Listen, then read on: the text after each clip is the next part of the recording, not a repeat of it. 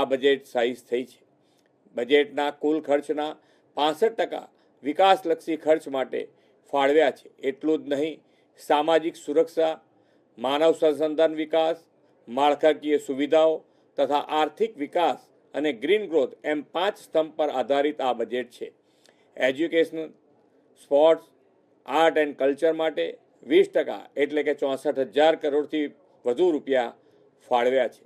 શિક્ષિત, સજ્જ, ઉત્કૃષ્ટ અને ભવિષ્ય માટે તૈયાર યુવા શક્તિના નિર્માણ માટે બજેટમાં નમો ગુજરાત કૌશલ્ય અને રોજગાર મિશન માટે 226 કરોડ રૂપિયાનું પ્રાવધાન કર્યું છે. આરોગ્ય, સુખાકારી, સામાજિક સેવાઓ માટે 19% તેમજ કૃષિ, સિંચાઈ, પાણી માટે, શહેરી વિકાસ માટે 11%ની ફાળવણી થઈ છે.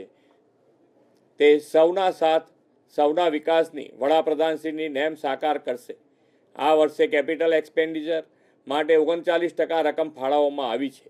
તેનાથી સતત, અવિરત અને ગતિશીલ વિકાસની ગતિ પ્રુડન્ટ ફાઇનાન્શિયલ મેનેજમેન્ટને કારણે વધુ તીવ્ર બનશે. વડાપ્રધાન શ્રી મોદી સાહેબે ગ્રીન ગ્રોથ માટે કરેલા આહ્વાનને ઝીલી લઈને આ વર્ષના બજેટમાં 15,000 કરોડથી વધુની રકમ ગ્રીન બજેટના ભાગરૂપે ફાળવી છે. શ્રી મોદી સાહેબના આગવા વિઝનના કારણે આજે ગુજરાત ગ્લોબલ ટુરિઝમ મેપ પર ચમક્યું છે. પ્રવાસન ક્ષેત્રને વધુ નવી ઊંચાઈ મળે તે માટે વર્ષ 2026ને ગુજરાત પ્રવાસન વર્ષ તરીકે જાહેર કરીને 6500 કરોડ રૂપિયાની બજેટ જોગવાઈ કરી છે.